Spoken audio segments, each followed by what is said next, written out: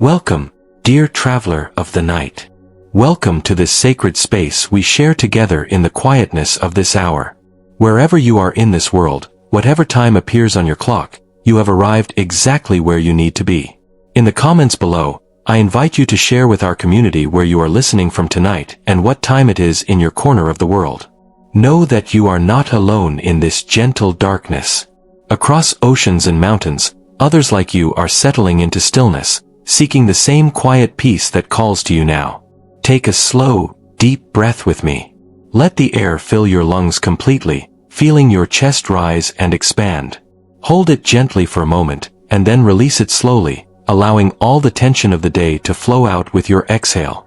Again, breathe in deeply through your nose, counting slowly to 4. Hold for a count of 4. And release for a count of 6, letting go of everything you carried today. One more time, breathe in peace, hold it tenderly, and exhale all that no longer serves you. Feel your body beginning to soften, your shoulders dropping away from your ears, your jaw relaxing, your hands unclenching. You are safe here. You are held by this moment. Tonight, we journey together into the heart of a profound Zen teaching, one that has offered comfort to countless souls across centuries. It is the teaching of letting go, of releasing our tight grip on control, of learning to trust the great flowing river of life that carries us all. This is not about giving up or becoming passive. No, this is about discovering a different kind of strength, the strength that comes from flexibility, from acceptance, from surrendering to what is rather than exhausting ourselves fighting against the current of reality. Imagine for a moment the sky at dawn. The vast, open sky is always present, always peaceful, always unchanged in its essential nature. And yet, clouds drift across its face, some light and wispy, others dark and heavy with rain. The sky does not resist the clouds. It does not push them away or cling to the beautiful ones while rejecting the stormy ones. The sky simply allows all clouds to pass through its infinite space, remaining forever unchanged, forever at peace. This is the nature of your true self, your awareness that watches all experiences come and go. The clouds are your thoughts, your worries, your plans, your fears, your joys. They are real, they are present, but they are not you. They are passing phenomena moving through the vast sky of your being. When we try to control life, when we grip tightly to how we think things should be, we are like someone trying to hold clouds in place, or worse, trying to prevent clouds from appearing in the sky at all. We exhaust ourselves with this impossible task. We create suffering by insisting that reality should be different from what it is. But when we learn to let go, when we learn to be like the sky, allowing all experiences to arise and pass naturally, we discover a peace that is not dependent on circumstances. We find the gentle silence that exists beneath all the noise of our striving and struggling.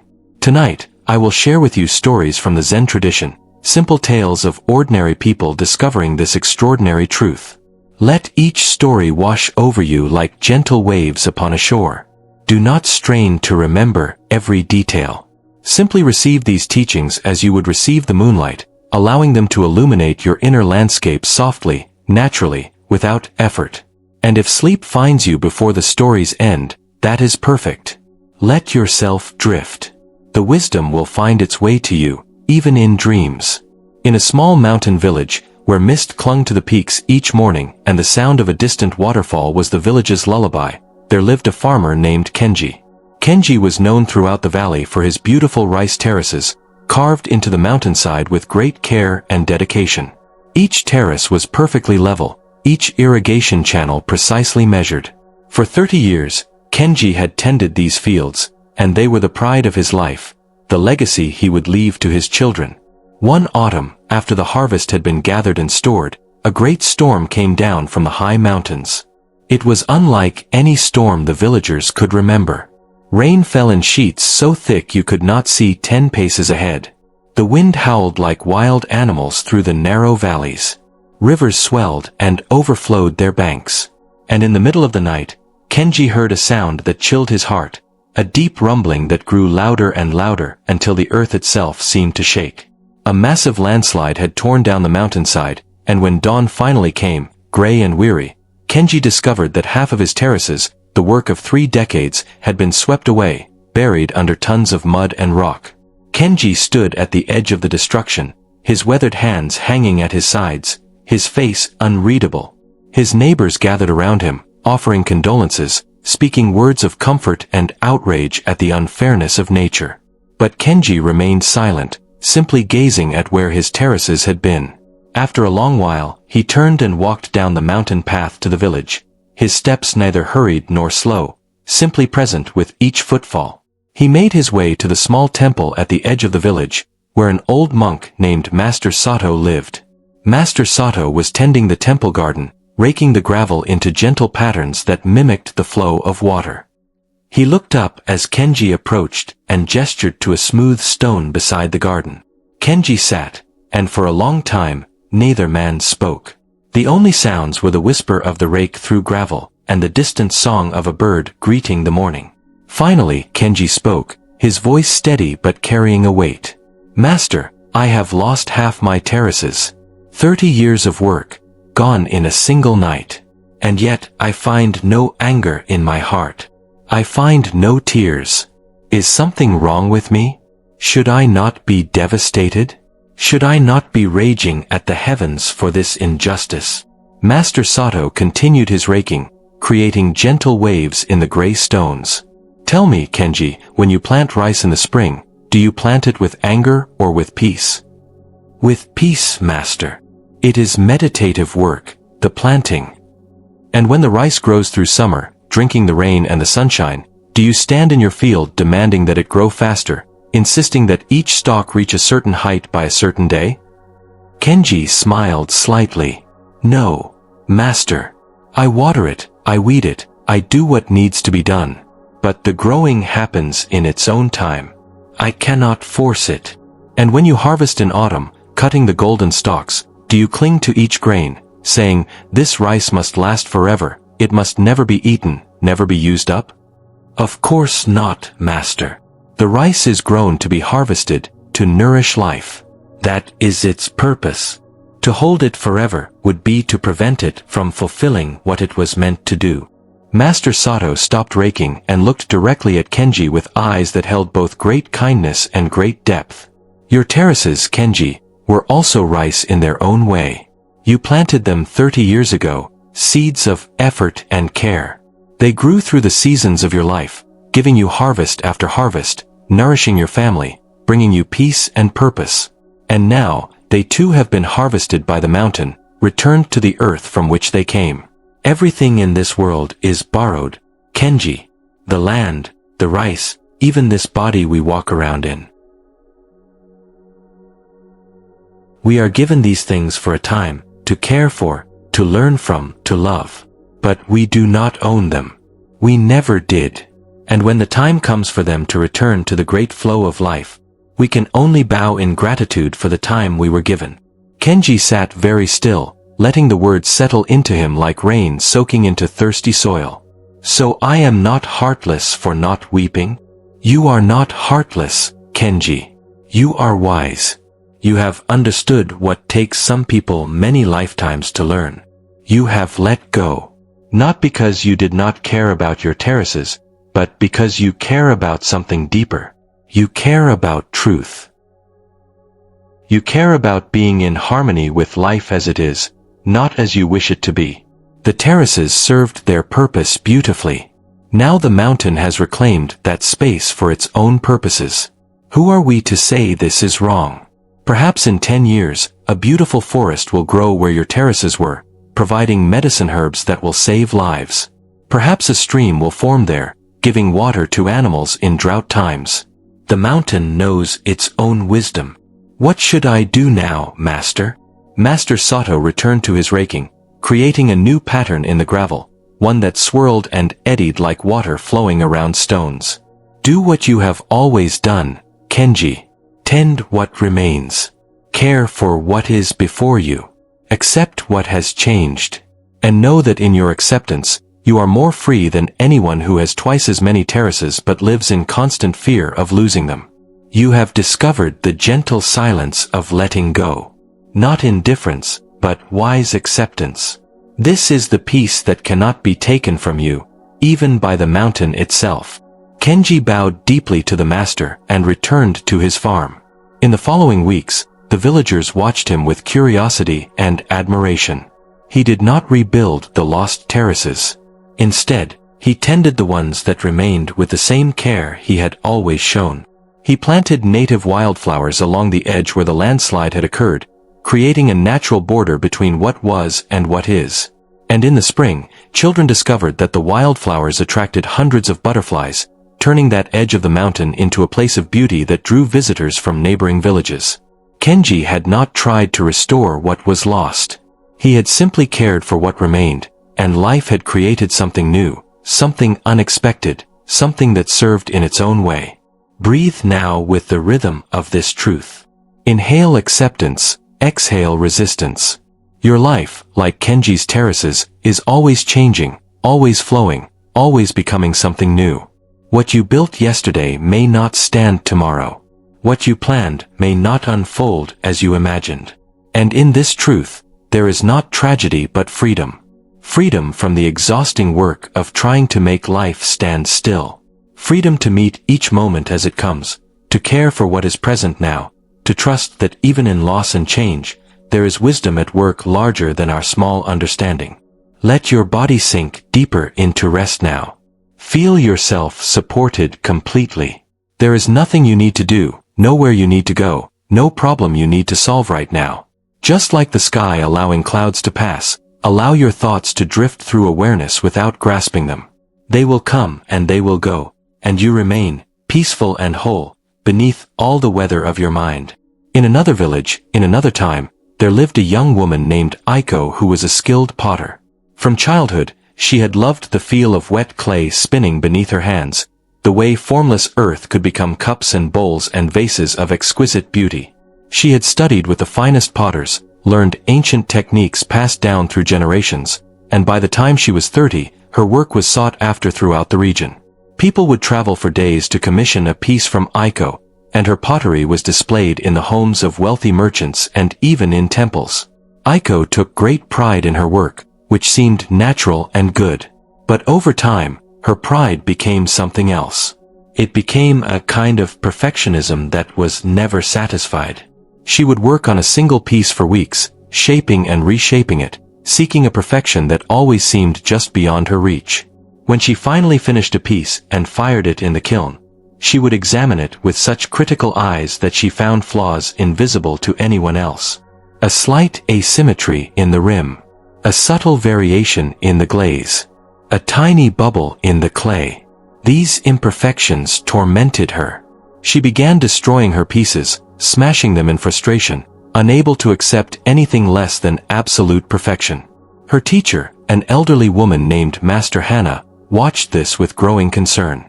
Master Hannah had taught Aiko everything she knew about pottery, but she had not taught her the most important lesson, the one that could not be taught with words but only with experience. One evening, as Aiko was in her workshop, examining yet another piece with mounting frustration, Master Hannah arrived carrying something wrapped in silk cloth. "Aiko," she said gently, "come sit with me outside. The moon is full tonight, and I have something to show you." Reluctantly, Aiko set down the bowl she had been scrutinizing and followed her teacher outside. They sat on a smooth wooden bench beneath a cherry tree that was just beginning to bloom, even though it was early in the season and many of the blossoms would likely be lost to a late frost. Master Hannah carefully unwrapped the silk cloth, revealing a tea bowl. But this was unlike any tea bowl Aiko had ever seen. It was clearly very old, the clay rough and unrefined compared to modern work. The shape was irregular, slightly tilted, the rim uneven. The glaze had run in streaks down one side, creating patterns that could never have been planned. There was a large crack that had been repaired with gold, making the flaw into a line of brilliant beauty. "This bowl," Master Hannah said, "is over 300 years old. It was made by a potter who lived in a time of great uncertainty and war. His name is forgotten now. We do not know if he was considered skilled in his time, or if he was just beginning to learn his craft. But this bowl has been treasured by tea masters for centuries. Do you know why?" Aiko examined the bowl in the moonlight, running her fingers along the rough texture, tracing the golden crack. "It should be flawed," she said slowly. Everything about it breaks the rules I have learned. It is asymmetrical. The glaze is uncontrolled. It has been broken and repaired. And yet, she paused, searching for words. And yet there is something alive in it. Something present. When I hold it, I do not think about technique or perfection. I think about the hands that shaped it. I think about the tea that has been drunk from it over centuries. I think about the crack, and how it was not hidden but celebrated with gold. I think about how it has survived wars and time and the hands of countless people. It feels. She struggled to name what she felt. It feels honest. Master Hana smiled, her wrinkled face soft in the moonlight. The Japanese have a word for this, wabi-sabi. It means finding beauty in imperfection, in impermanence, in incompleteness. This bowl embodies wabi-sabi perfectly. Its beauty comes not from perfection but from its authentic existence. The potter who made it was not trying to create something perfect. He was simply making a bowl, allowing the clay and the fire to have their say, accepting what emerged from the kiln. When it broke, someone did not discard it. They honored its history by repairing it with gold, making the damage part of its story, part of its beauty. Aiko held the bowl as if it were a living thing. I have been seeking the wrong thing, she said quietly. I have been trying to force the clay to match an image in my mind, an idea of perfection that does not exist in the real world. I have been making pottery, but I have not been present with the clay. I have not been listening to what it wants to become. You have been trying to control the uncontrollable, Master Hana agreed. Clay has its own nature. Fire has its own nature. The glaze responds to temperature and time in ways we can guide but never fully control. When you try to force absolute perfection, you are fighting against the nature of the materials themselves. You are fighting against reality. And in that fight, you lose the joy of creation. You lose the presence, the moment-to-moment awareness that allows something true to emerge. But how do I stop? Aiko asked, and there was pain in her voice. How do I let go of needing everything to be perfect? It is like a voice in my head that never stops criticizing, never stops finding flaws. Master Hana handed her back the ancient bowl. Take this home with you. Place it where you can see it every day. And each morning before you begin your work, hold it for a few moments. Remember that true beauty emerges not from control but from surrender. Surrender to the nature of clay. Surrender to the process. Surrender to the understanding that each piece will be imperfect, and in that imperfection lies its unique beauty, its soulfulness. The crack in this bowl is not a flaw to be regretted. It is part of what makes this bowl, and not some other bowl. Your pieces, too, will have their cracks, their irregularities, their unexpected outcomes. These are not failures. They are signatures of authenticity, proof that a real human with real hands worked with real materials in a real moment of time. Aiko took the bowl home that night, and in the weeks that followed, something began to shift in her. She still worked with care and skill, but she released her desperate grip on perfection. When the clay tilted slightly under her hands, she did not immediately correct it. She paused and asked herself, is this tilt a problem, or is it the bowl showing me its true shape? When a glaze ran in unexpected ways, she did not curse her failure. She looked at what had emerged and asked, what kind of beauty is this that I did not plan for? Her pottery changed. The pieces became softer somehow, more organic, more alive. The wealthy merchants still came, but now they were joined by tea masters and monks who recognized in Aiko's work the spirit of wabi-sabi, the beauty of things imperfect, impermanent, and incomplete. And Aiko discovered that in letting go of her need for perfection, she had found something infinitely more valuable. She had found peace. She had found the quiet joy that comes from being fully present with what is, rather than constantly reaching for what should be. One day, a young man came to her workshop, carrying a bowl she had made years ago, before her awakening. It had been dropped and shattered into several pieces. Can you repair this? He asked. It belonged to my grandmother, and it means a great deal to my family. Aiko looked at the broken pieces, and she felt no sadness at the shattered perfection. Instead, she smiled. "Yes," she said. "I will repair it with gold, in the tradition of kintsugi. It will not be the same bowl it was before. It will be more. It will carry its history openly, and that history will make it more beautiful than ever." As she worked on the repair over the following days, carefully joining the pieces with lacquer mixed with powdered gold, she thought about her own life, her own broken places, her own journey from perfectionism to acceptance. She too had been shattered by her own impossible standards. She too had been broken by her inability to accept reality as it was. And in learning to let go, in learning to embrace imperfection, she had been repaired, not to her original form, but to something more whole, more complete, more real. The cracks were still there, visible as the golden lines in the bowl. But they were no longer sources of shame. They were reminders of transformation, proof that breaking can lead to deeper beauty. Feel this truth settling into your bones now. You, too, carry cracks, imperfections, places where you broke and healed. And these are not flaws that make you less. They are the golden seams that make you uniquely, authentically you. When you stop demanding that life be perfect, when you stop insisting that you yourself be perfect, you discover a kind of beauty that perfection could never hold. You discover wabi-sabi in your own existence. You discover that the gentle silence of letting go is not giving up. It is opening up to what is real, what is true, what is alive in this very moment. Let your breath become like the tide now, gentle and rhythmic, requiring no effort. Inhaling and exhaling, the body knows what to do. You do not need to control it. Simply allow it. Just as you allow your heartbeat, allow the air to move through you naturally, effortlessly. And as you breathe, let go of any remaining tension, any remaining striving. There is nowhere to arrive, nothing to achieve. This moment, exactly as it is enough. You, exactly as you are enough. In a monastery high in the mountains, where snow covered the peaks for half the year and the silence was so deep you could hear your own heartbeat, there lived a young monk named Taro.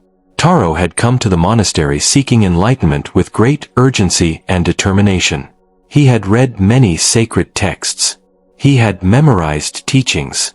He practiced meditation for hours each day, sitting so still that birds would land on his shoulders, mistaking him for a statue. He fasted and prayed and followed every rule with meticulous precision. The abbot of the monastery, an ancient master named Rashi Takwan, watched Taro with what seemed like amusement, though his face rarely betrayed his thoughts. Taro grew frustrated with the abbot's apparent lack of interest in his spiritual progress. Other monks would ask Rashi Takwan deep philosophical questions, and he would engage with them for hours. But when Taro asked about the nature of enlightenment or the path to liberation, the abbot would often change the subject or suggest that Taro go chop wood or carry water. One winter evening, a heavy snow began to fall, and Rashi Takwan asked Taro to accompany him on a walk through the monastery grounds. Taro was surprised, as the abbot rarely went out in such weather, but he quickly bundled himself in warm robes and followed. The snow fell in thick, heavy flakes, muffling all sound, turning the world into a soft white dream. They walked in silence through the garden, past the meditation hall, along the path that led to the forest edge. Finally, the abbot stopped beside a tall bamboo grove. The bamboo stalks were heavy with snow, bent nearly double under the weight. As they watched, more and more snow accumulated on the graceful stalks, bending them further and further until it seemed they must surely break. But then, just when it seemed the bamboo could hold no more, a stalk would suddenly release its burden of snow, springing back upright with a soft whoosh, free and straight once more. A few moments later, another stalk would reach its limit and do the same. All through the grove, this gentle dance continued, bamboo bending under increasing weight, then releasing, straightening, returning to its natural form. "Tell me, Taro," Rashi Takwan said, his breath misting in the cold air, "why does the bamboo not break?" Taro considered the question, sensing it was important. "Because it is flexible, Rashi. It bends rather than resisting the weight of the snow." "Yes. And when does it release the snow?" "When it can hold no more. When the weight becomes too great." And does it resist releasing the snow? Does it cling to its burden, saying, "This snow is mine, I have worked hard to hold it, I cannot let it go"? Taro smiled slightly, beginning to see where this teaching was leading. No, Rashi. It simply lets go. The snow slides off, and the bamboo returns to its true nature. The abbot nodded, watching the bamboo dance continue. You come to me seeking enlightenment as if it were something to be grasped, something to be achieved through effort and force of will. You pile up practices and austerities and knowledge like snow on bamboo, thinking that if you accumulate enough, you will somehow transform into an enlightened being. But tell me, Taro, does the bamboo become more bamboo by holding more snow? Or is it most truly bamboo when it stands straight and free, releasing what it cannot hold? Taro stood very still, feeling something crack open inside him. I have been accumulating, he said slowly. I have been grasping. I have been trying so hard to become something that I have forgotten to simply be. Enlightenment is not something you add to yourself, Rashi Takwan said gently. It is what remains when you release everything unnecessary, when you let go of all the concepts and ideas and efforts you have piled upon your true nature. You seek peace through striving, but peace only comes through surrender. You seek freedom through accumulation of knowledge, but freedom comes from releasing the burden of knowing. But Rashi, Taro said, confused, if I let go of my practices, if I release my efforts, will I not become lazy? Will I not lose my way? The abbot gestured to another bamboo stalk releasing its snow, springing upright. Does the bamboo become lazy when it releases its burden? No, it returns to its true nature, which is to stand tall and flexible, ready to sway with the wind, ready to bend with the next snow. You do not abandon your practices, Taro, but you transform your relationship with them. You practice not to become something you are not, but to remember what you have always been. You sit in meditation not to achieve enlightenment, but because sitting in awareness is the enlightened activity itself. You chop wood and carry water not as inferior tasks beneath your spiritual aspirations, but as perfect expressions of the present moment. They continued walking through the falling snow, and gradually Taro felt something releasing in him, some tight knot of striving that had lived in his chest for years. It was uncomfortable at first, this letting go. It felt like falling, like losing his grip on something he thought was essential. But as they walked, he began to notice things he had missed in all his focused pursuit of enlightenment. The way the snow muffled sound, creating a gentle stillness. The way his breath created small clouds in the cold air, appearing and disappearing, moment by moment. The way his feet pressed into the fresh snow, leaving temporary marks that would soon be covered. The way the abbot walked, not hurrying, not seeking, simply present with each step. Rashi, Taro said after a long silence. I am afraid. Of what? Of letting go. If I release my grip on my spiritual goals, if I stop striving, I feel that I will lose myself. I feel that I will drift without purpose or direction. Rashi Takwan stopped and turned to face Taro fully. His old eyes were kind but direct. What you fear losing is not your true self. It is the constructed self, the idea of yourself as a spiritual seeker, as someone special and dedicated and pure. This identity you have built gives you comfort and purpose, yes. But it is also a heavy burden, like snow on bamboo. Your true self needs no identity. It needs no special purpose. It is simply aware, simply present, simply here. And from that place of natural being, appropriate action arises effortlessly. You do not need to strain and grasp to know what to do. The bamboo does not think about when to release the snow. It simply releases when the moment is right. Trust your own natural wisdom in the same way. They returned to the monastery, and Taro's life began to change, though to an outside observer, it might have looked much the same. He still rose early for meditation. He still worked in the garden. He still studied texts and sat with the other monks. But inside, everything was different. He no longer practiced with the desperate intensity of someone trying to achieve something. Instead, he practiced with the gentle attention of someone caring for something precious, being present with each breath, each movement, each moment. When he swept the temple floor, he simply swept, not as a means to an end, but as complete action in itself. When he sat in meditation, he did not grasp at states of consciousness or enlightenment experiences. He simply sat, aware of sitting, nothing more and nothing less. Years passed, and one spring morning, Rashi Takwon called Taro to his chambers. The abbot was very old now, his body frail but his eyes still bright with life. "Taro," he said, "do you remember the night we walked in the snow and watched the bamboo?" "Yes, Rashi. I think of it often." "What did you learn that night?" Taro was quiet for a long moment, not searching for the right answer but simply being present with the truth that arose. "I learned that letting go is not losing something. It is remembering something. When the bamboo releases the snow, it does not lose anything real. It returns to its true nature." That night, I began to release my grip on who I thought I needed to become, and in letting go, I discovered that what I was seeking was already present, had always been present. Not as a future achievement, but as the simple awareness witnessing all experience. Rashi Takwon smiled deeply. "You understand. The gentle silence of letting go is not empty. It is full.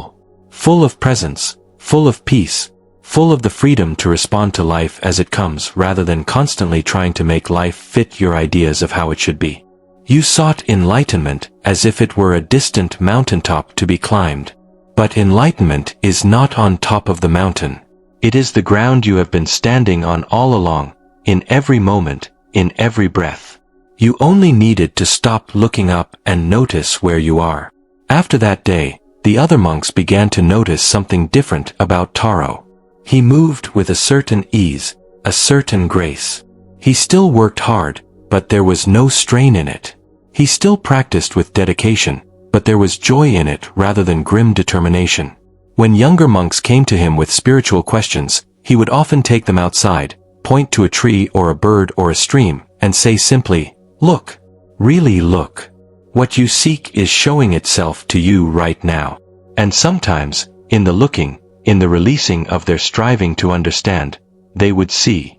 Let yourself be like the bamboo now, bending under whatever weight you carry, but knowing that you can release it. You do not need to hold on to your thoughts, your worries, your plans, your regrets. Like snow sliding from bamboo, let them slip away. And as they do, notice what remains. Notice the simple awareness that is reading these words, the consciousness that exists whether thoughts are present or not. This awareness is not something you need to achieve or become. It is what you are, have always been, before all the accumulation, beneath all the striving. Rest there now. Rest in the gentle silence of letting go. Your body is heavy and relaxed now, sinking deeper into comfort. Your mind is quiet, thoughts drifting like clouds, appearing and disappearing without grasping. There is nothing you need to do. Nowhere you need to go. No one you need to become. In this moment, you are complete exactly as you are. Breathe gently. Be gently. Let go gently. And trust that in the letting go, you are not falling into emptiness. You are falling into fullness, into the vast peace that has always been your true home. In a small fishing village where the sea met the shore with endless rhythm, there lived an old fisherman named Isamu. Isamu had fished these waters for 60 years, since he was a small boy accompanying his father in the family boat. He knew every current, every hidden rock, every place where fish gathered according to the season and the tide. The sea had been generous to Isamu throughout his life, providing enough to feed his family and even to share with neighbors when their catches were lean. He had a deep respect for the ocean, understanding that it gave and took according to its own nature, not according to human wishes or demands. But as Isamu grew older, the village changed around him. Younger fishermen arrived with new boats, modern equipment, and aggressive techniques. They would go out in any weather, push further into deeper waters, use nets that caught everything in their path. At first, Isamu felt concern for them, these young men who seemed to have no reverence for the sea, who treated fishing as conquest rather than partnership. But he said nothing, continuing his own way, fishing with respect, taking only what he needed, always thanking the sea for its gifts. Then came a season when the fishing grew poor. Week after week, Isamu would go out in his small boat, cast his nets with the same care and attention he had always used, and return with less and less. The younger fishermen, too, noticed the decline, though their larger catches meant they were less affected at first. But as the weeks turned to months, even they began to struggle. Arguments erupted on the docks about who was overfishing, whose fault it was that the waters were becoming empty. Some blamed the weather, others blamed pollution from distant cities, still others blamed changes in ocean currents that scientists spoke of but no one fully understood. Isamu watched this rising anxiety and anger with quiet sadness. One evening, as the sun was setting over the water, painting the sky in shades of orange and purple, a young fisherman named Hiro came to Isamu's small house. Hiro was different from the others, more thoughtful, more willing to listen. He had noticed that even though Isamu's catches were small, the old man seemed at peace, untroubled by the scarcity that was causing such distress among the other fishermen. "Master Isamu," Hiro said, using a term of respect that made the old fisherman smile slightly, "how is it that you do not seem worried? Your catch is no better than mine, and yet you sleep peacefully at night while the rest of us pace and plan and scheme about how to find more fish. What do you know that we do not?" Isamu invited Hiro to sit with him on the small porch overlooking the water. They sat in silence for a while, watching the last light fade from the sky, listening to the eternal conversation between wave and shore. Finally, Isamu spoke, his voice weathered and gentle like driftwood smoothed by years of tide. "When I was young, about your age, there was another time when the fishing was poor. I remember my father sitting exactly where I sit now, looking out at the same sea. I asked him the same question you ask me. And do you know what he said?" Hiro shook his head, leaning forward slightly. He said, "The sea is not a warehouse that we own. The sea is a living being with its own rhythms, its own needs, its own seasons of abundance and scarcity. We can fish the sea, but we cannot control it.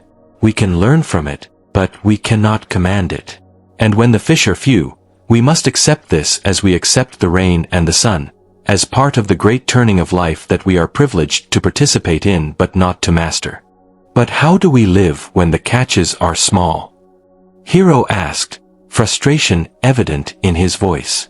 "I have a family to feed. I have debts to pay for my boat. I cannot simply accept starvation." "Accepting what the sea gives is not the same as accepting starvation," Isamu said gently. "During that lean time when I was young, my father did many things. He repaired nets for other fishermen to earn extra income. He collected seaweed which my mother dried and sold. He dove for abalone when the tide was right. He adapted to what was available, rather than demanding that the sea provide what it could not. And through all of this, he never lost his reverence for the ocean. He did not curse it. He did not rage against it. He understood that his will and the sea's will were not the same thing, and that peace came not from making the sea bend to him, but from bending to the sea's reality." "You speak of bending, of accepting," Hiro said, "but is that not weakness? Should we not fight to survive?"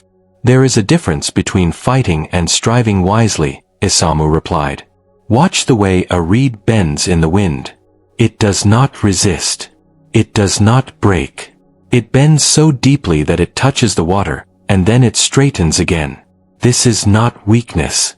This is the strength of flexibility.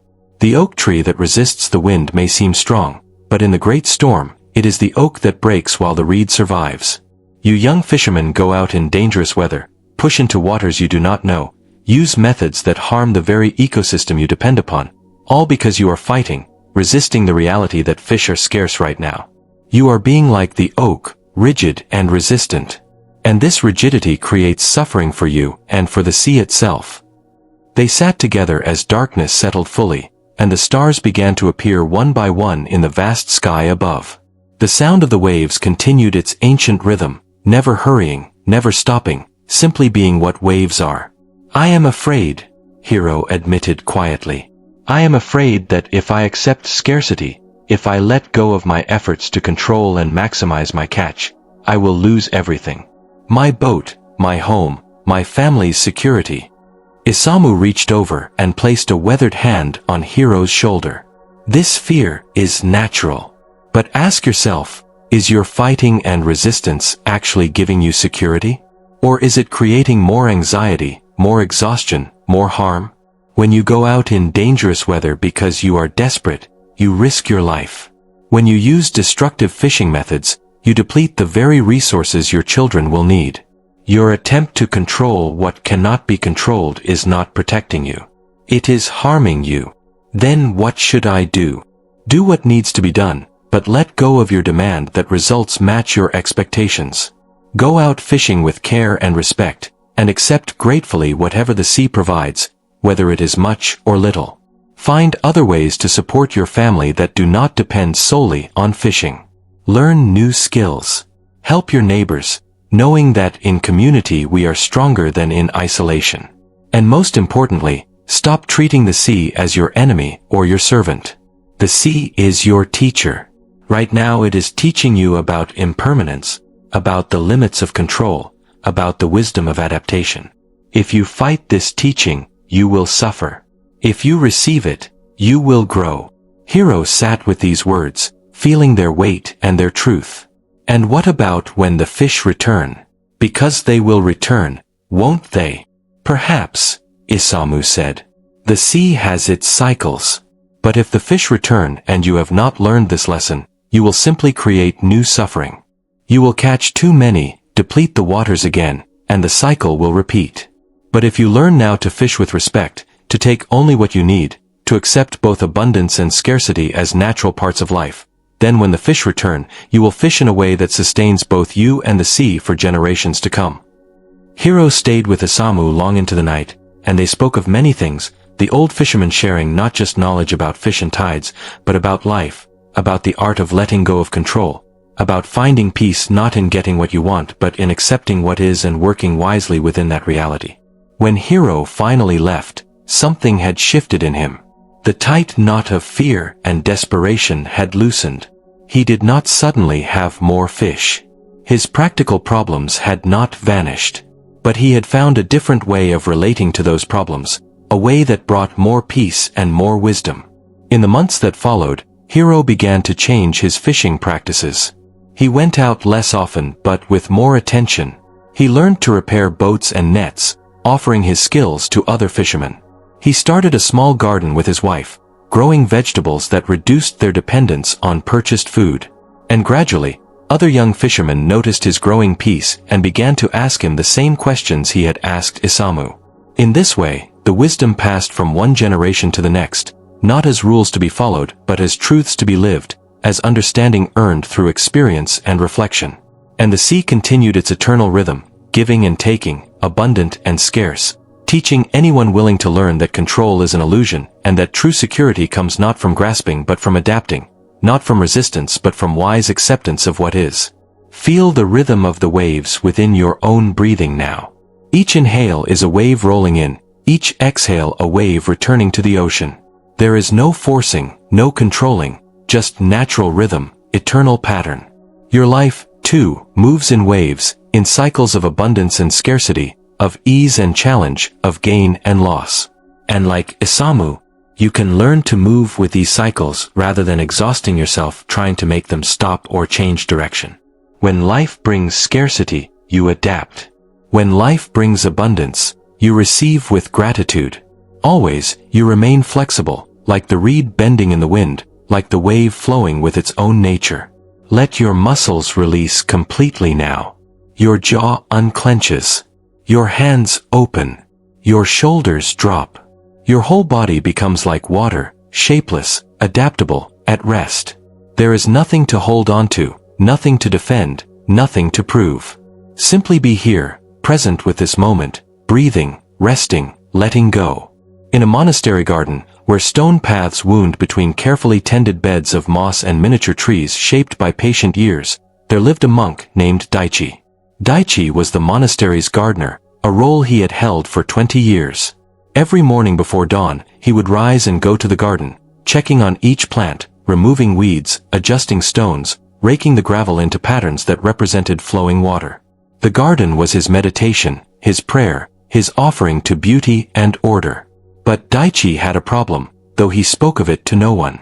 He had become attached to the garden in a way that caused him suffering. Every fallen leaf distressed him. Every slug on a plant filled him with anger. Every asymmetry in the gravel patterns bothered him. He worked harder and harder, trying to maintain perfect control over every aspect of the garden, trying to freeze it in a state of ideal beauty that existed only in his mind. He would lie awake at night thinking about the garden, worrying about storm damage, planning improvements, unable to rest. The other monks noticed that Daichi had lost the peace that a gardener should embody.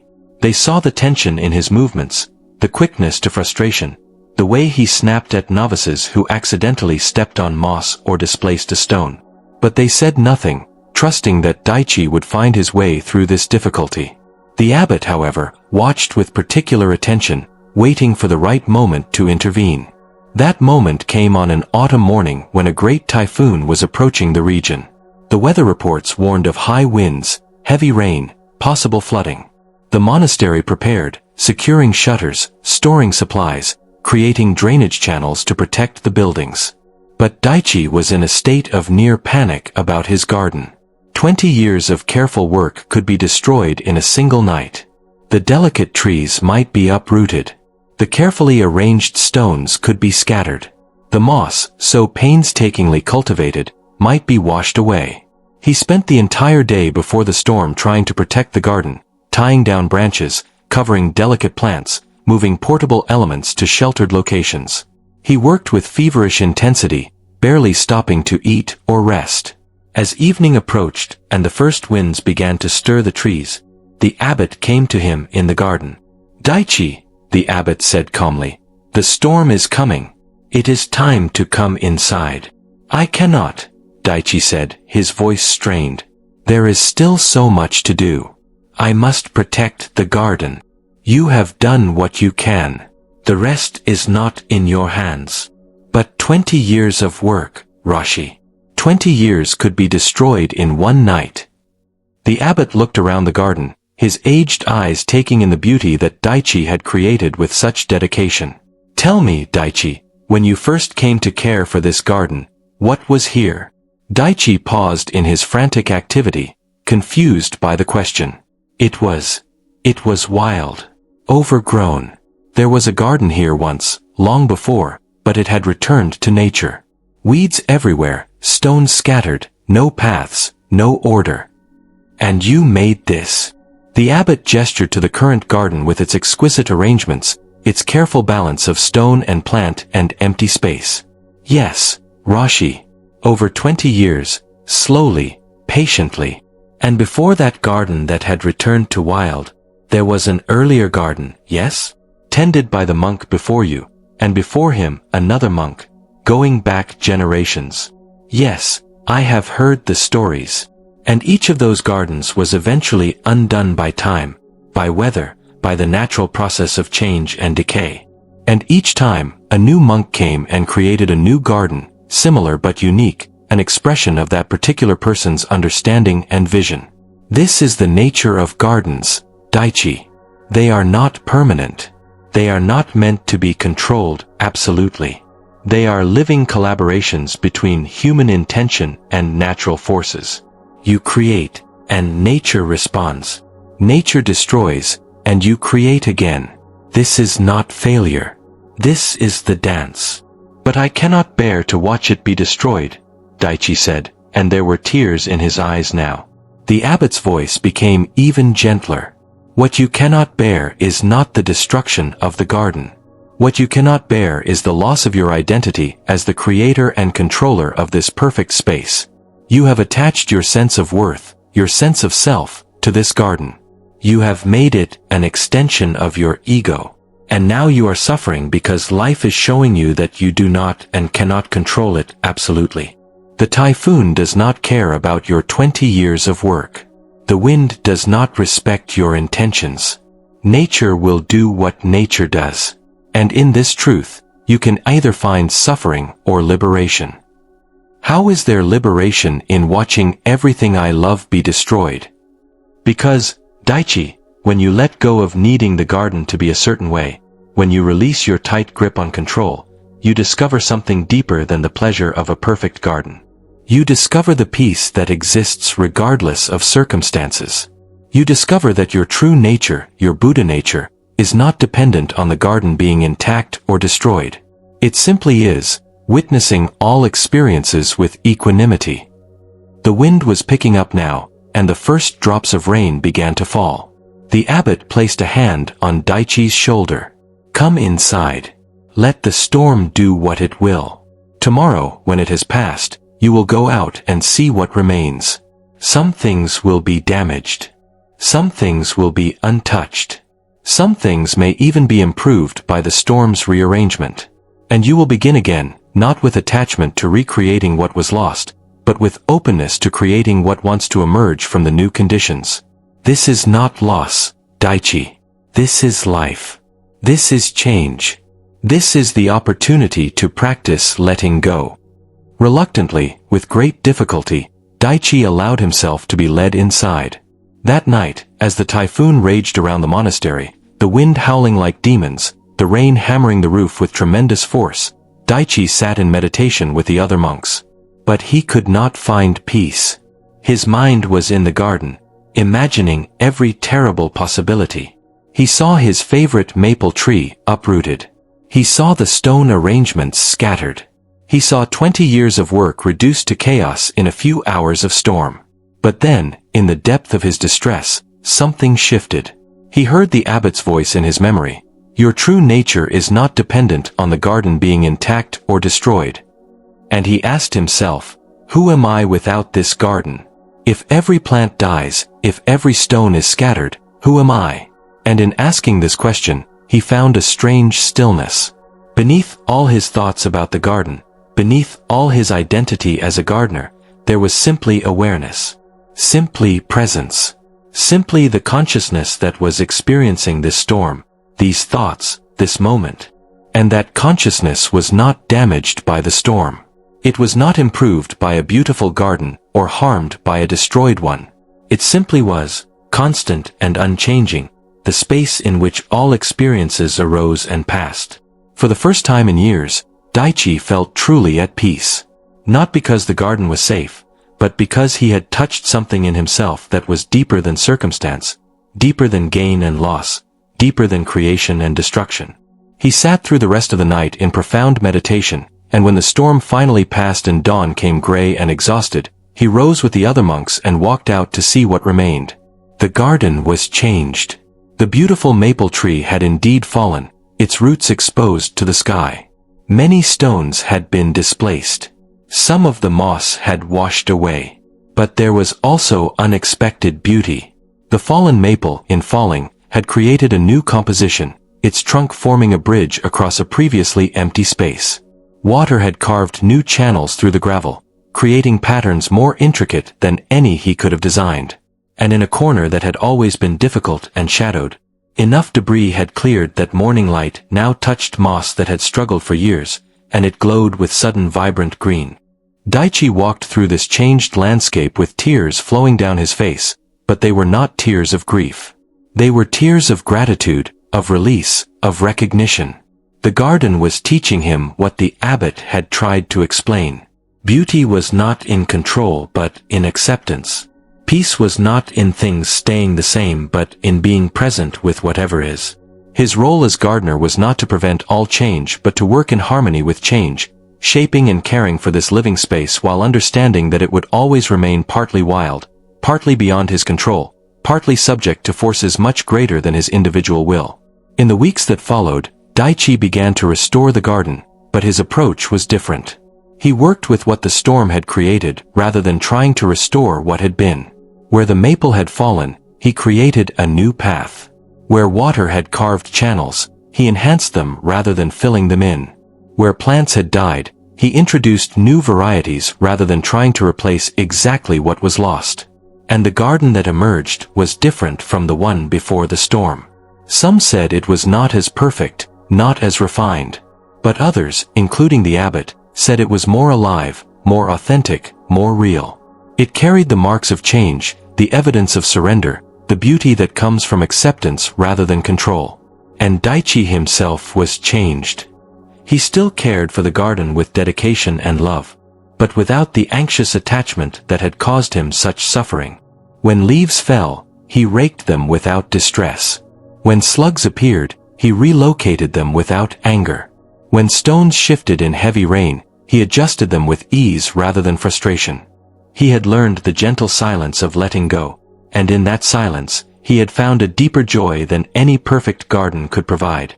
He had found the freedom that comes from releasing the illusion of control and embracing reality as it is, moment by moment, breath by breath, season by season. Breathe now with this understanding. You, too, have gardens in your life, relationships, projects, plans, identities. You tend them with care, and this is good. But when storms come, when change disrupts your carefully maintained order, can you practice what Daichi learned? Can you let go of your tight grip on how things should be and open to how things are? Can you find the peace that exists not in circumstances being a certain way, but in your acceptance of circumstances as they are, even as you continue to work wisely within them? Your body is so relaxed now, so heavy and comfortable. Your mind is quiet, thoughts like leaves floating on the surface of a still pond, causing no disturbance to the depths. You are sinking into that depth now, into the stillness that is always present, always peaceful, always whole. Nothing is required of you. Nothing needs to be controlled. Simply rest. Simply be. Simply allow this moment to be exactly what it is, and discover that in this allowing, there is profound peace. The gentle silence of letting go is not empty. It is full of presence, full of awareness, full of life meeting itself without resistance. Rest in this fullness now. Let sleep come when it will, like waves reaching shore, natural and inevitable. You are held by something greater than your small will. You are carried by the great flow of existence itself. Trust it. Surrender to it. And find in that surrender the deepest rest, the deepest peace, the deepest coming home. In a mountain village where mist rose from the valleys each morning like the breath of the earth itself, there lived a weaver named Yuki. Her hands had known the loom since childhood, moving thread through thread with such practiced grace that watching her work was like watching water flow over stones, effortless and natural. Yuki wove cloth of exceptional beauty, each piece unique, each pattern emerging from some deep wellspring of creativity that she herself did not fully understand. People would travel great distances to purchase her fabrics, marveling at how the colors seemed to shift in different light, how the patterns drew the eye into endless contemplation. But Yuki carried a secret burden. With each piece she completed, she felt anxiety about the next. What if her creativity dried up? What if the next cloth was not as beautiful?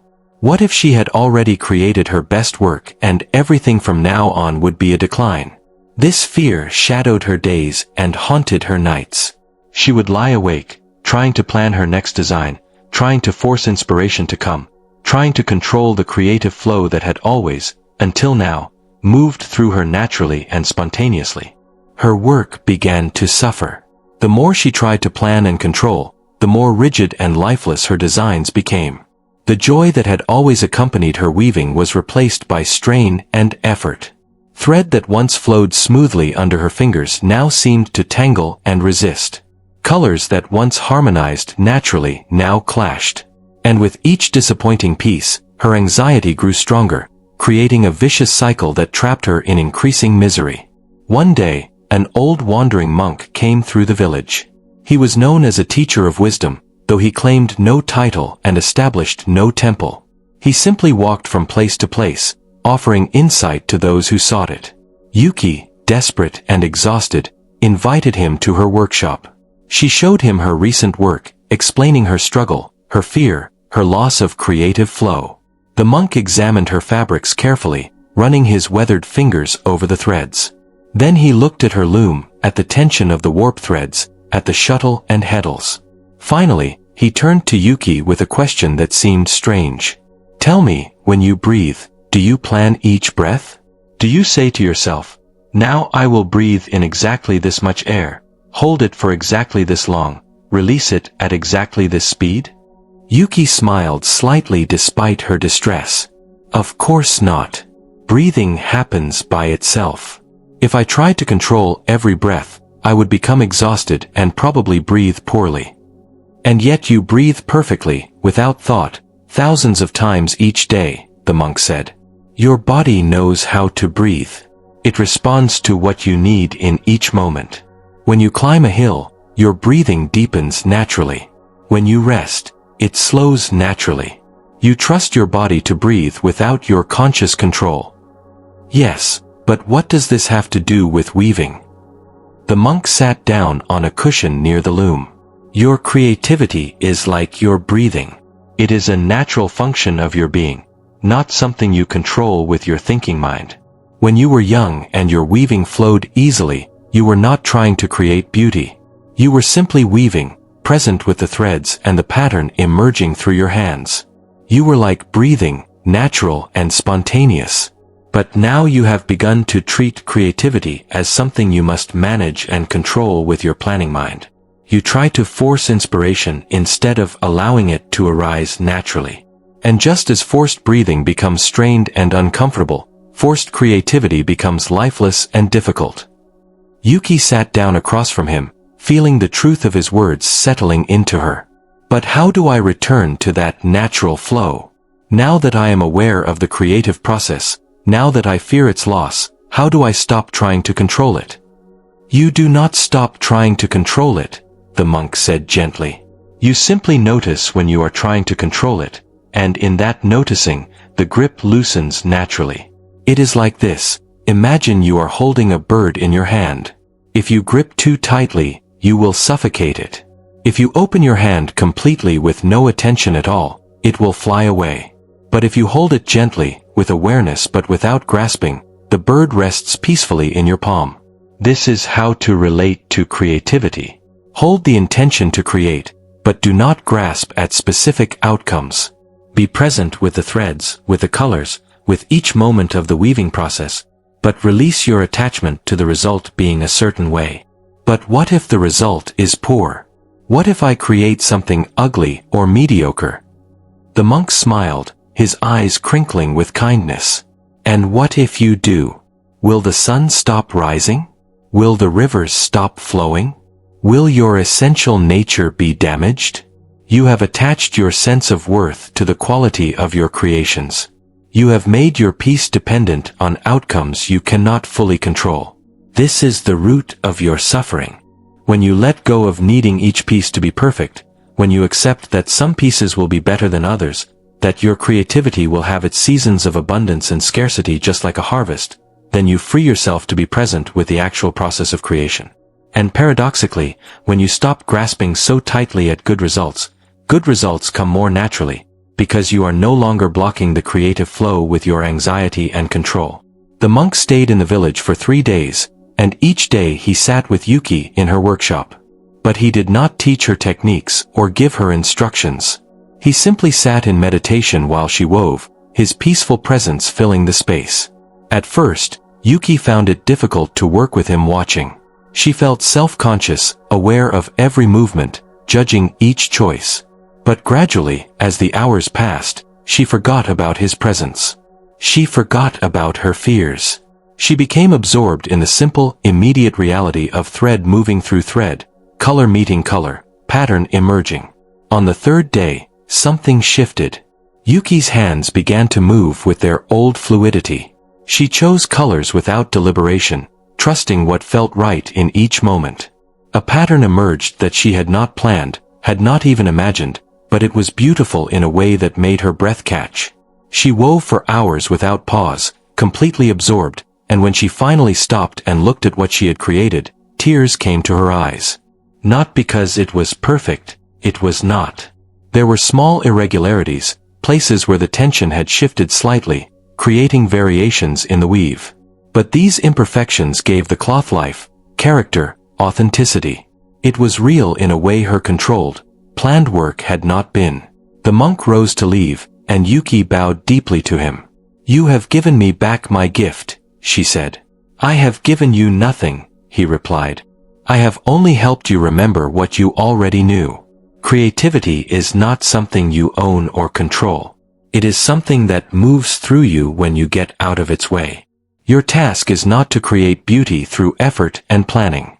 Your task is to show up at the loom with presence and openness, and to trust that what needs to come through you will come. Some days it will be magnificent. Some days it will be ordinary. All of it is part of the cycle, part of the flow. When you accept this, when you release your grip on needing to control outcomes, you discover the joy that lies at the heart of all creation. Not the joy of producing perfect results, but the joy of participating in the creative process itself, of being a channel through which something emerges into the world. After the monk left, Yuki's approach to weaving was transformed. She still showed up at her loom each day. She still worked with skill and attention, but she no longer strained and grasped. She no longer tried to force inspiration or plan every detail. Instead, she would sit quietly for a few minutes before beginning, breathing, settling into presence, opening herself to whatever wanted to emerge that day. Sometimes the work flowed easily and the results were extraordinary. Sometimes it was more difficult and the results were modest. But in all of it, she found peace. She had learned to trust the creative flow, to surrender her need for control, and in that surrender, she had found a freedom and joy that no perfect piece of cloth could ever provide. Years later, when students came to learn from her, she would tell them, "Your hands know what to do. Your creative spirit knows what wants to emerge. The thinking mind can guide and refine, but it cannot create. Stop trying to control the uncontrollable. Show up, be present, work with attention and care, and then let go of the results. This is the way of all art. This is the way of all life. Let your own creativity, your own life force, flow naturally now. You do not need to plan the next breath, the next heartbeat, the next moment. Life moves through you effortlessly when you release your grip on control. Breathe in, feeling your chest expand without effort. Breathe out, feeling your body soften without trying. This is the natural rhythm, the flow that continues whether you think about it or not. Trust it. Surrender to it. Let yourself be breathed by life itself, carried by currents deeper and wiser than your individual will. Your eyelids are so heavy now, too heavy to keep open. Your body has melted into complete relaxation, every muscle loose and soft. Your mind drifts like a boat on a calm lake, untethered, free, moving with the gentlest currents. There is no effort needed. No striving required. Simply this gentle drifting into deeper and deeper rest, into the vast silence that holds all sound, into the profound peace that exists beneath all activity. In the heart of a great forest, where ancient trees grew so tall their tops disappeared into mist, there lived a hermit named Sora. She had withdrawn from the world 20 years earlier after experiencing a great loss. Her husband and 2 children had died in a plague that swept through her town, taking half the population in a single terrible season. Sora had survived, but something in her had broken. Unable to bear the pain, unable to face a world that could contain such suffering, she had walked away from everything she knew and found this solitary place deep in the forest. For 20 years, she had lived alone, speaking to no one, seeing no one. She built a small shelter, tended a garden, gathered wild plants and mushrooms. Her days followed a simple rhythm, and in that simplicity, she found a kind of numbness that she mistook for peace. She had not healed from her loss. She had simply frozen herself, stopping the flow of life so that nothing could hurt her again. She neither laughed nor cried. She felt neither joy nor sorrow. She existed in a gray twilight, neither fully alive nor fully dead. Then one autumn day, a young boy appeared at the edge of her clearing. He was perhaps 7 years old, thin and ragged, with eyes that held a haunted wisdom no child should possess. Sora's first instinct was to send him away, to maintain her isolation. But something in those eyes stopped her. The boy said nothing, simply looked at her with a gaze that seemed to see everything, to understand everything. Finally, Sora asked, "Are you lost?" The boy shook his head. "I am looking for a teacher. The village elder said I would find one in these woods. There are no teachers here. Only an old woman who wants to be left alone. The elder said the teacher I need does not know she is a teacher. He said she has forgotten how to live and that in teaching me, she will remember. Despite herself, Sora felt something stir in her chest, some long dormant emotion trying to wake. I have nothing to teach anyone. Go away. But the boy did not go away. He simply sat down at the edge of the clearing and waited. As the sun moved across the sky, he remained there, patient and still. Sora tried to ignore him, going about her simple tasks, but she found herself increasingly disturbed by his presence. Finally, as evening approached, she brought him a bowl of soup and a piece of bread. Eat this and then go home before dark. The boy accepted the food gratefully but said, I have no home to return to. My parents died. The people in the village take turns feeding me, but no one wants me. I have nowhere to belong. And there it was, the thing Sora had been running from for 20 years. This child's loss mirrored her own. His loneliness reflected hers. In his eyes, she saw the same breaking she had experienced, the same temptation to shut down, to stop feeling, to retreat from life's unbearable pain. And something in her could not allow this child to make the same choice she had made. Something deeper than her fear and her numbness awakened. You can stay tonight, she heard herself say. In the morning, I will take you back to the village. But morning came and Sora did not take him back. Day followed day, and the boy remained. At first, they barely spoke. Sora was not accustomed to company, and the boy seemed content with silence. But gradually, life together required communication. They worked side by side in the garden. They gathered firewood together. They prepared meals and ate them facing each other across the simple table. And slowly, imperceptibly, Sora began to thaw. The boy asked questions. Not invasive questions about her past, but simple questions about the forest, about plants and animals, about how things grew and changed with the seasons. In answering him, Sora began to notice things she had not noticed in years. The way morning light fell through the trees. The sound of a particular bird that sang only at dawn. The smell of earth after rain. She was being drawn back into the world of the senses, back into presence, back into life. One day, as they were working in the garden, the boy looked up at her and asked, Were you running away from something? Sora's hands stilled in the soil. For a long moment, she could not speak. Then, slowly the story came out. The husband she had loved. The children who had been her joy. The plague that had taken them all. The unbearable pain that had driven her into isolation. As she spoke, tears came, the first tears she had cried in 20 years. They flowed and flowed. A river of grief that had been dammed up for so long that its release was almost violent in its intensity. The boy moved closer and took her hand. He said nothing, simply held her hand while she wept.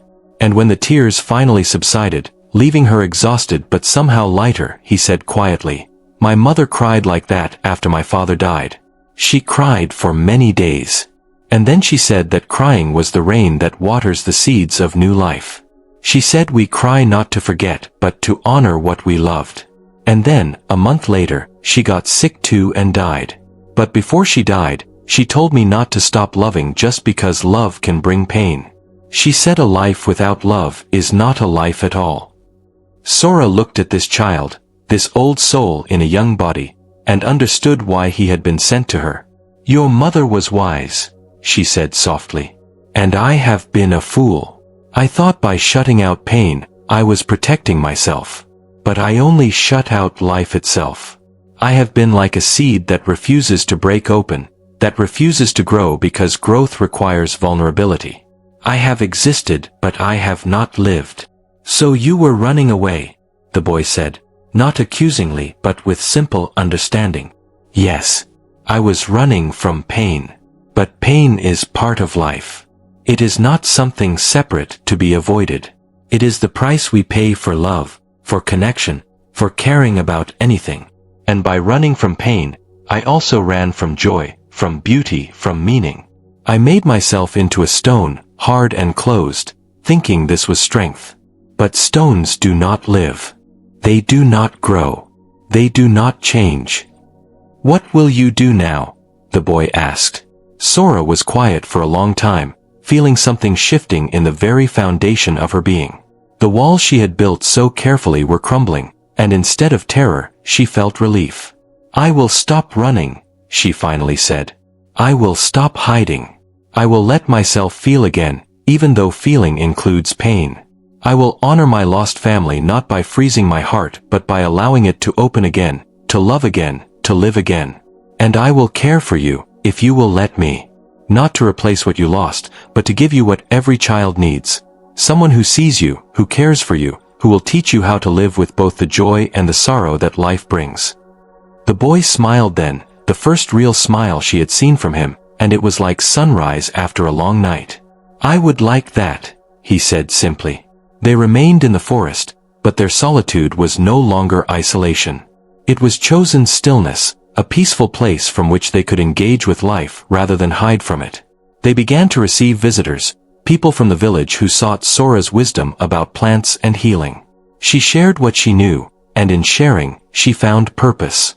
The boy grew stronger and happier, and his presence brought laughter and play back into her life. She taught him to read using the few books she had brought with her long ago.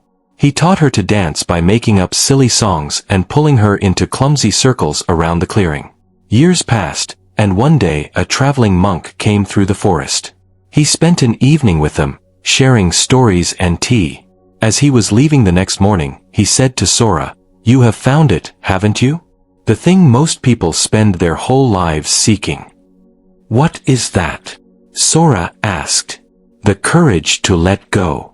You let go of your story of who you were, who you had been. You let go of your identity as the woman who lost everything. You let go of your need to protect yourself by shutting out the world. And in letting go, you found what was always there beneath the story. Your capacity to love, to care, to be present with life as it is, with all its beauty and all its pain. You stopped trying to control life by avoiding it, and you surrendered to the great flow that includes both gain and loss, both joy and sorrow. This is wisdom. This is freedom." After he left, Sora thought about his words. She realized that her journey was not just about recovering from loss. It was about learning the deepest teaching of all, that life requires us to let go, over and over again. We let go of who we were to become who we are. We let go of what was to accept what is. We let go of our need for life to be safe and controllable and open ourselves to life as it actually is, wild and unpredictable, and filled with both devastating losses and unexpected gifts. The boy had been such a gift, arriving at the exact moment when she was ready, though she did not know it, to receive him. And in caring for him, she had healed herself. In opening to his pain, she had opened to her own. In teaching him to live, she had remembered how to live herself. Let yourself remember this truth now. Whatever you are holding on to, pain from the past, fear about the future, stories about who you are or who you should be, let it soften. Let it loosen. Let it begin to release. Not because these things are not real or not important, but because holding on to them so tightly keeps you from being fully present, fully alive, fully open to this moment. Like Sora, you can choose to stop running, to stop hiding, to stop protecting yourself by shutting down. You can choose to feel again, to live again, to allow your heart to be vulnerable to both joy and pain. This is not weakness. This is the ultimate courage. This is the gentle silence of letting go, not empty but full, not cold but warm, not death but the deepest possible life. Your breath flows so easily now, like a river finding its natural path. Your body rests in perfect stillness, held by the earth beneath you. Your mind has grown quiet, thoughts becoming fewer and farther apart, like stars appearing one by one in a darkening sky. You are safe. You are held. You are exactly where you need to be. Nothing is required of you. Simply rest in this moment, in this breath, in this gentle darkness that holds you like a mother holds a sleeping child. Let sleep come softly now, like snow falling in a silent forest. Each thought that arises, watch it appear and disappear like a snowflake melting on warm ground. You need not follow it. You need not engage with it.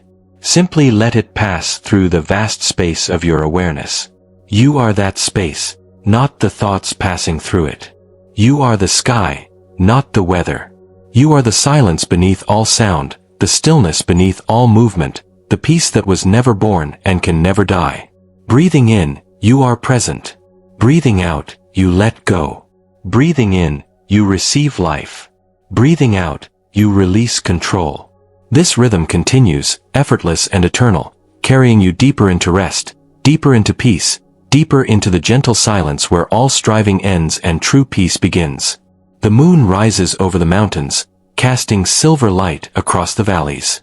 The rivers flow to the sea, following the path of least resistance, never fighting, never forcing, simply flowing with natural grace. The trees stand in the forest, rooted and patient, allowing the seasons to move through them, releasing their leaves in autumn without regret, trusting that spring will bring new growth.